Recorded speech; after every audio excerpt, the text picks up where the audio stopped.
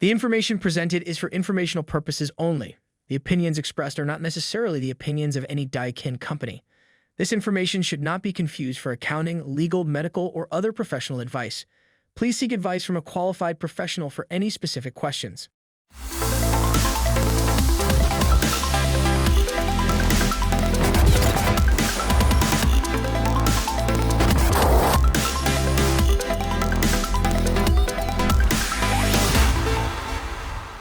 Welcome back to the Accelerated HVAC Success Program. My name is Ben Middleton, and I'm the National Sales Training Manager for Daikin, Goodman, and Amana brands. Matthew, thank you so much for joining us. You are the Vice President of Contractor Services for EGIA and Optimus. Thank you for having me. It's a pleasure to be here. Very excited about this, Ben. And yes, I am vice president. It makes a big title. Basically, I'm the finance guy, right?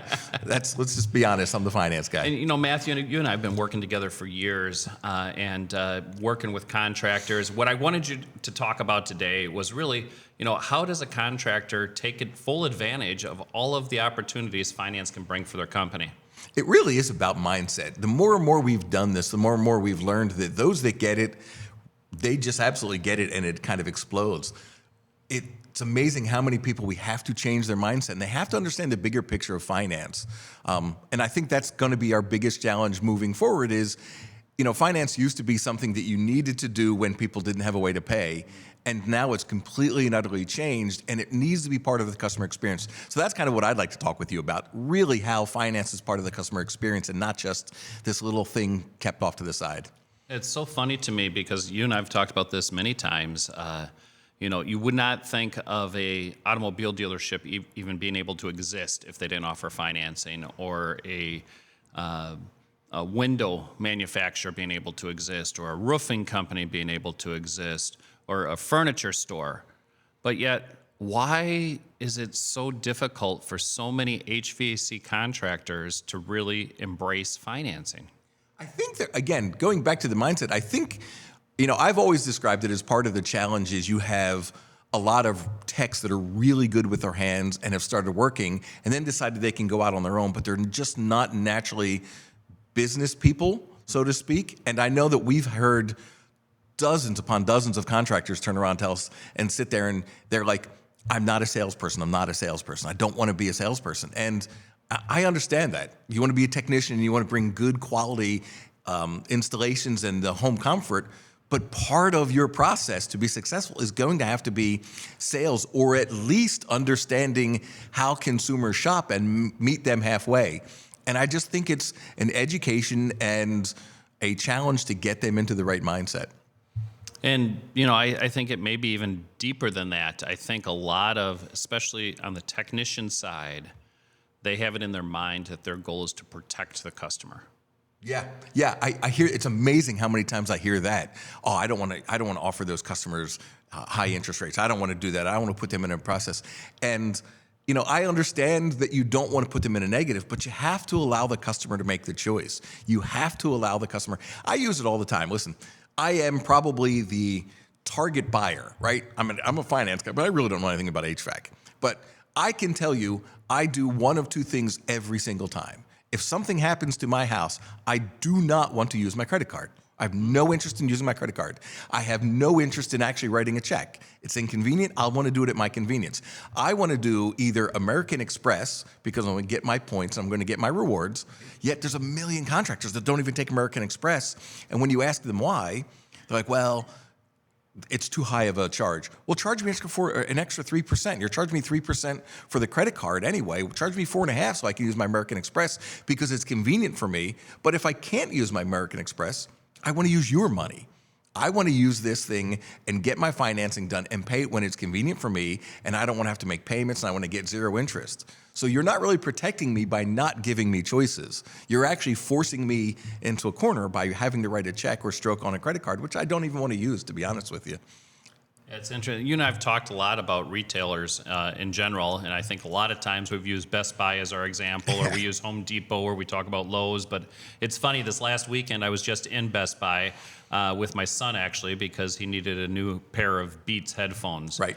And Of course, he needs a new pair of Beats, right? You can't just have a new pair of regulars. Got to have a pair of Beats. And so we're in there, and he picks out what he wants. We're on the checkout line, and sure enough, they had the candy that's sitting there right there. Right. And I had to grab the bag of the little juice-filled jelly things that they had. I don't know why I had a craving for it, but I bought it. But, it reminded me of conversations you and I have many, many times had.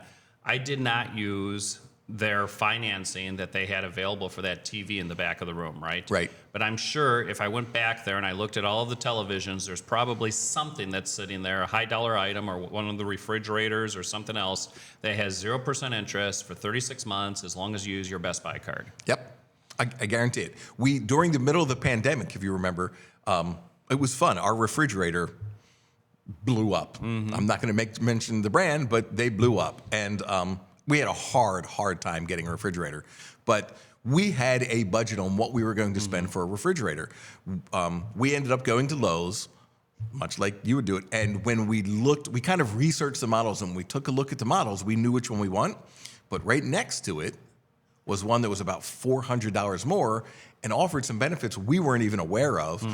And we bought that $400 more expensive refrigerator on a 12-month, no interest, no payment. They gave me another year to come up with that extra $400. Not that I needed a year to come up with $400, but it would have given me another 12 months to come up with that extra $400 and upsell. And it's crazy just giving people choices, how often they'll take it. Yet contractors go out of their way thinking, well, I know what the customer needs and they don't need to, and I don't want to take advantage of it. And they just really got to start changing their mindset and allowing customers the right to choose, because customers will choose more energy efficient. They will choose more expensive things if you've made it affordable, if you've made the solution where they can get it within their monthly budget. So, but on that refrigerator, they didn't tell you, if you take advantage of this program, I'm going to mark it up an additional 20% because that's what the fee is that they have to pay. Right. And in fact, at Best Buy, when I bought those Beats and I bought that bag of candy, I was paying for somebody else's buy down. That's exactly what you're for doing. that television or that other appliance. Do you think sold they there. really need to charge you? Think about the shopping power of Home Depot or Best Right. Buy, and they need to charge you $2 for a bottle of water. It's probably costing them literally a quarter for the bottle, the way they're buying it. But that $2 is paying for everybody else's dealer fees when they shop on the 0 for 60 or the 12-month no-no. And that's another thing that Element and contractors have to get and understand, is the dealer fees are allowing you to make affordability, whether it's low payments or low interest rate for customers, and all the other stuff is paying for that, so you don't have to turn around and jack the price up 20% just to make it. But those dealer fees are a cost of doing business. Cost of doing business, just like a credit card. It's not that individual transaction. It's just a cost of doing business. Yeah, and it's just like a credit card. It's amazing how many times we've gone to places and, we're doing a little webinar or we're doing a meeting, and, how many people take credit card, and they all raise their hands. And it's like, well, how many people are charging 3% for their credit cards? And most of them have realized it now and are keeping their hands up. But it's like, but you don't want to do financing, which would cost you 4% or 5%. And we're not even talking about with the rebates that you guys, with the buy downs you have, but 4 or 5%. And you're giving them a better interest rate or a no interest program, which I promise you customers would choose rather than their credit card. I have credit cards. I don't want to stroke anything on my credit card unless I absolutely have to. So let's kind of talk about some of the common loans. What are the common loans that you see many of your customers offering today? Well, it is interesting. I just had this question put out to me by Hardy, because we're starting to work with Hardy on some of the IRA solutions. That's a whole different podcast, I suspect. Yes. But it's funny. All through the pandemic and even now, still far and away the number one loan is the 12 months, no interest, no payments. It is the 12-month no is still about somewhere between 30 to 33% of all our loans are done on a 12-month no. It offers that customer the advantage of not having to worry about making a payment now. This was an unexpected repair. Let's just get this thing. Let's get this thing installed. Let's make your home comfortable. You don't have to worry about it. You've got 12 months to figure out how you want to pay for this, and you've got no interest. As long as you paid off in that 12-month period, interest is waived. So what we're seeing is a lot of the old school 0 for 60 month right, or the 0 for 48 months that they're using, are moving over towards that program because that 12-month is really all a customer needs. They don't necessarily need a 4 or 5 year with no interest on that thing. And that is by far the number one. The interesting thing, Ben, is the number 2 loan has now become the low payment option, either a 799 or an 899 on a 12 or 15-year term because you've got such a low payment factor. So it really is kind of showing what we've always been preaching, which is there really are a couple of kinds of shoppers: those who have great credit and are worried about the no interest, or those who are interested in a payment solution. They understand it's going to be budgeted. They're not going to spend that $10,000, but they'll take a payment of $115 to get their system in. So I'm curious, which one of those 2 loans, those are your 2 most popular, actually has the higher average ticket? It's funny, the 799, 899, 12 to 15-year term is probably, we've seen nationally now, it's gone over almost to $11,000, the average size ticket on that loan, which is enormous because, I mean, in California, it's easy to get those $15,000 tickets, but in other places, you're not getting those things. But the average is now 11 on that program, whereas with the 12-month no-no, it's still somewhere around 84, 8,500.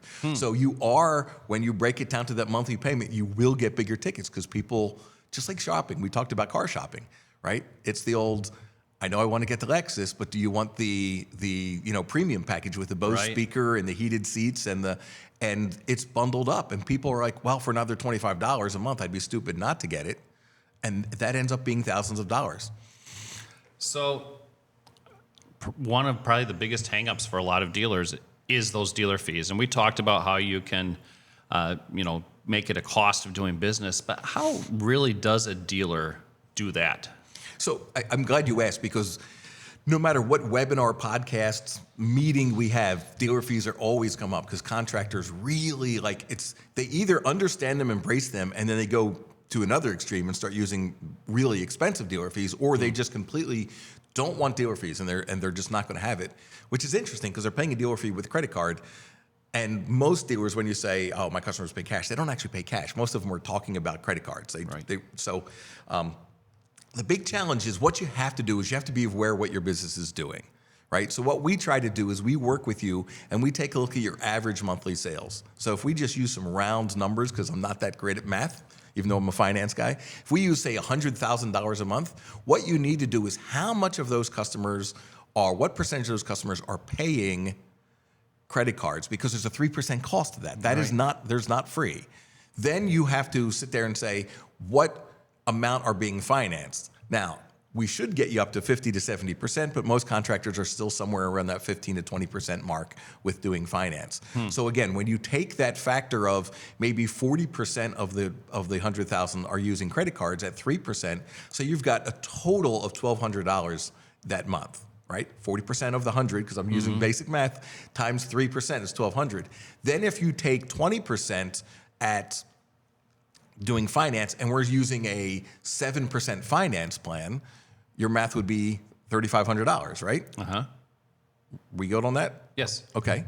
Is that right? So $3,500 plus $1,200 is $4,700. We'll round it up to $5,000. We'll round up to $5,000.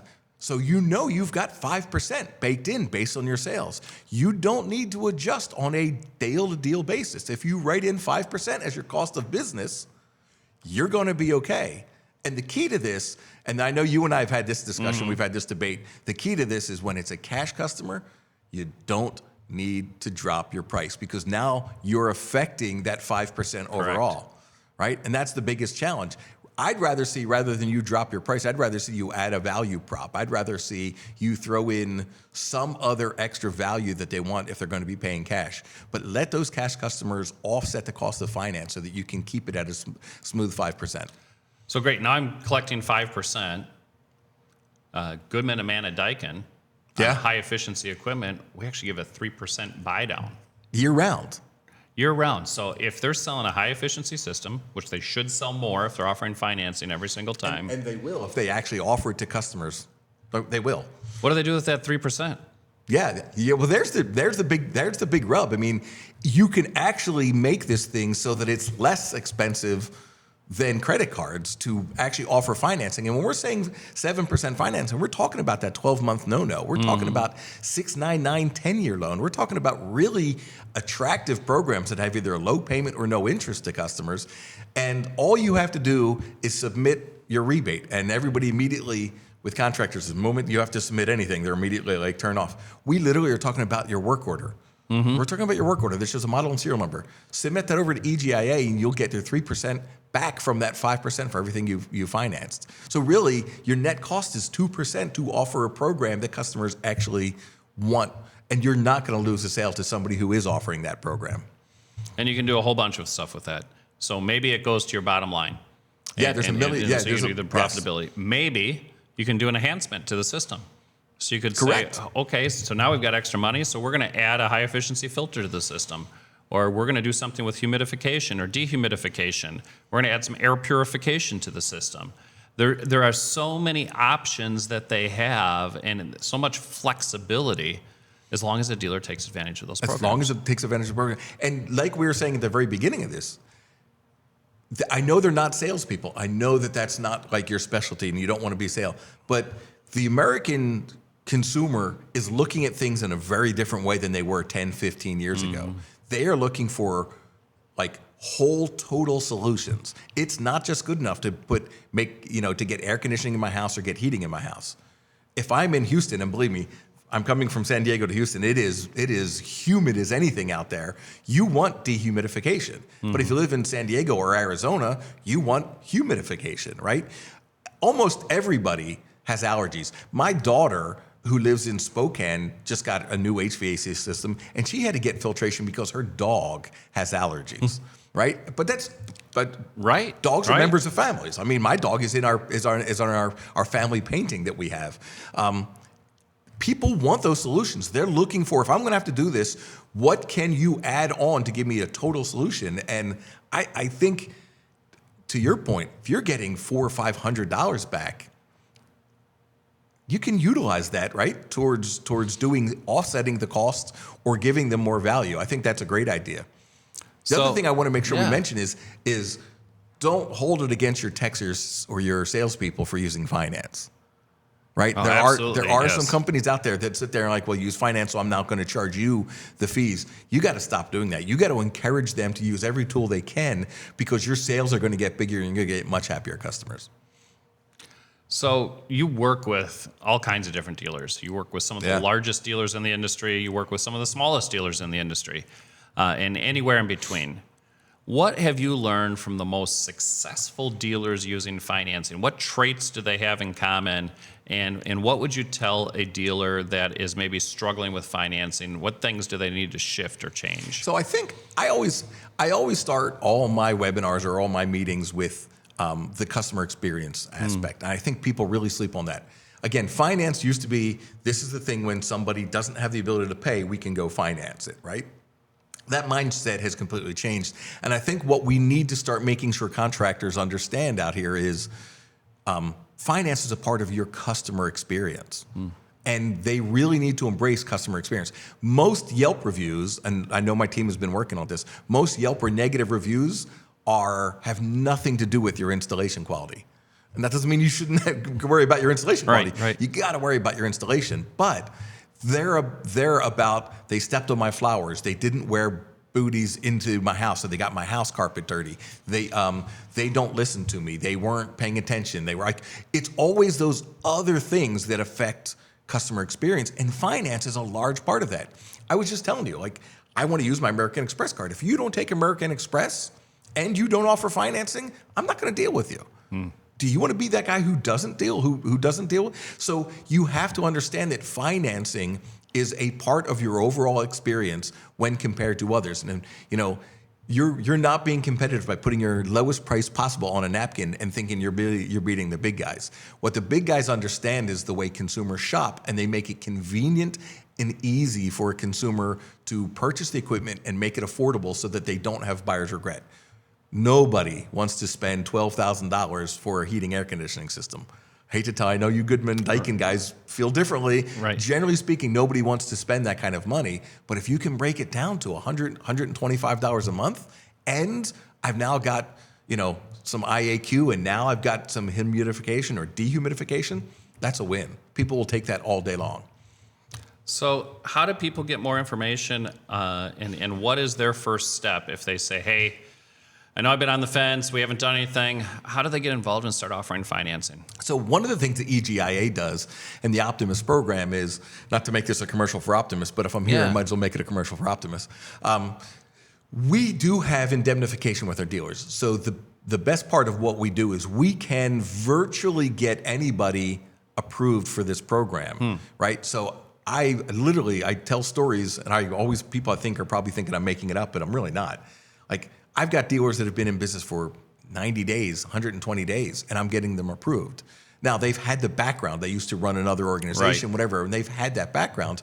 But we underwrite the person. We don't underwrite, just look at the ASR and the size. So coming to EGIA, regardless of your size or time in business, you need to come here because we can get you those options. It is a simple application. You're going to go to optimusfinancing.com, right? And you're literally going to go enroll here or schedule a consultation. Let our people walk you through it, talk to you, make sure you understand what's going on. Schedule a consultation with one of our regionals. We have Donna, we've got Jen, we've got Anna, Jeremy. We've got a bunch of really good people that will help you guys walk through it. It's probably a 2-page application. We don't need your financials. We don't need anything other than a copy of a blank check, because we want to make sure you're getting paid. Right. Right? And we can get you signed up within 5 to 7 days. No, just kind of to shift gears here a little bit. There's a lot of news out there right now. We're talking about, I guess we're approaching a debt ceiling limit. We've got inflation that everybody's hearing about. Of course, interest rates are going up, and there's all of these kind of uncertainties that are out there. How does that play out in the finance world in terms of approvals? Well, it's interesting. Pre-pandemic, even post-pandemic, because really post-pandemic, it was as aggressive as anything because there was so much free money out there and interest rates were so incredibly low. The traditional lenders, I don't care which one, Green Sky, Good Leap, Wells Fargo, you name your prime lender, they all approve 70%. They all use the same underwriting criteria. There's no magic bullet that one of them has that the other ones don't. They love to claim more approvals, but unless they have a second or a third look option, they don't have more approvals. Well, let me stop you on that 70% right away, because that's another thing you and I have talked about many, many times. If a dealer goes out there and they offer financing 100% of the time, that's where they're going to see the 70% approval. Yes. But if the dealer waits until the homeowner says, hey, if you can get me financed, I'll go ahead and buy this system from you, you're not going to see a 70% approval. And there's the mistake. It's amazing. It's funny you say that. Yeah, it's all the time. That contractor raised their hand and said, this finance you set me up with doesn't work. And it's like, what do you mean it doesn't work? It works for everybody. How's it not working for you? And he's like, I tried it 3 times. And then when you talk to him, you tried it 3 times out of 50 sales, and all 3 times the customer raised their hand and said, hey, do you have finance so I get that's the customer who's probably not qualified. Right. Who's probably not qualified. The famous picture, right, that you and I shared all these webinars is of Bill Gates and Warren Buffett at McDonald's using a coupon to buy McDonald's, right? The wealthiest people, the people with money, have the ability to use, they're going to save wherever they can, and they're going to use other people's money every time. So the real, absolute number one, rule number 1, if there's 50 rules, rule number 1 is offer it every single time. As a matter of fact, going back to your previous question, large contractors don't allow their salespeople to not offer finance. Right.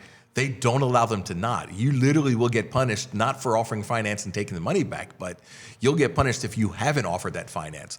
And most of the large ones are over 70% financing consistently.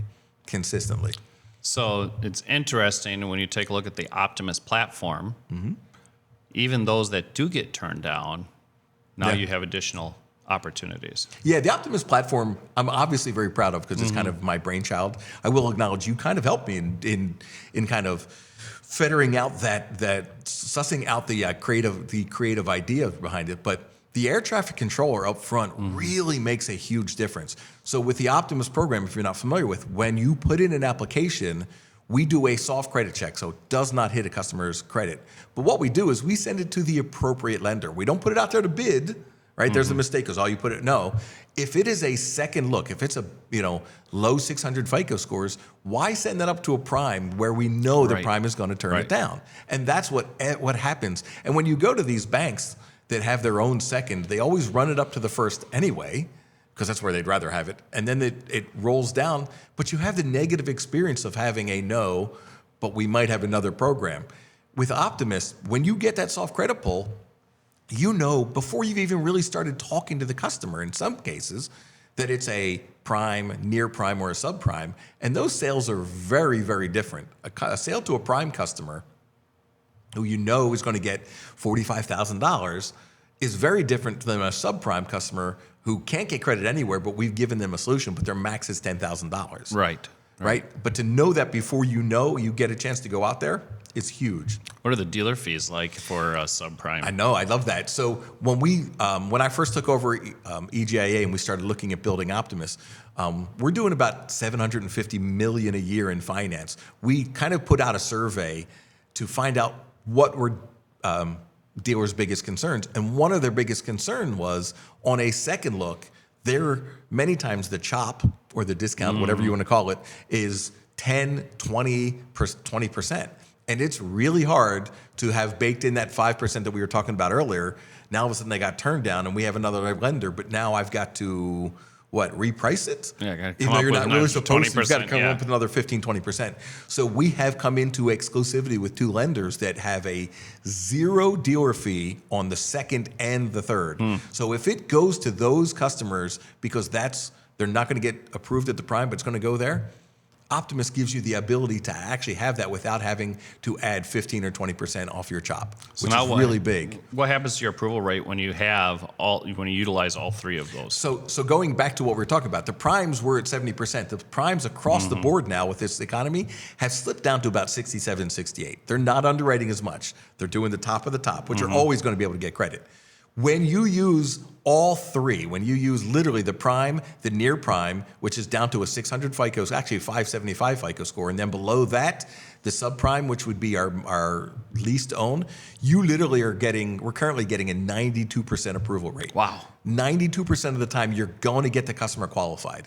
Now, the customer might choose not to move forward with the lease or whatever, but you're bringing them a solution that they would never really normally have. So yes, I highly recommend using Optimus. We have many people who just use Optimus for our second and thirds. It's so valuable. Thank you so much, Matthew, for coming out here. I really appreciate it. Do you have any final thoughts or words that you want to give our guests? Ben, but first off, Ben, thank you for having me. Love doing things like this with you. Anytime you want to have me on, we can talk about all kinds of stuff. Again, understand that finance is part of your customer experience.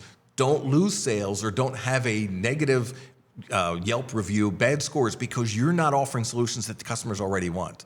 Get out of your own way, open yourself up, and offer finance every single time. Let customers make the decision, because what you're going to find is customers are going to choose more energy efficient equipment, higher energy efficient equipment, more bundled services with IAQ, and they're going to do it on a monthly payment. Because think about yourself, Netflix and whatever else. Even the new, I think YouTube has got the new NFL Sunday package now, right? And they're offering it for like $150 a month or something like that. People shop on monthly payments. So my biggest thing with contractors is get out of your own way, offer it every single time. You will see growth. Thank you so much, Matthew. Hey, thank you for having me. Appreciate it.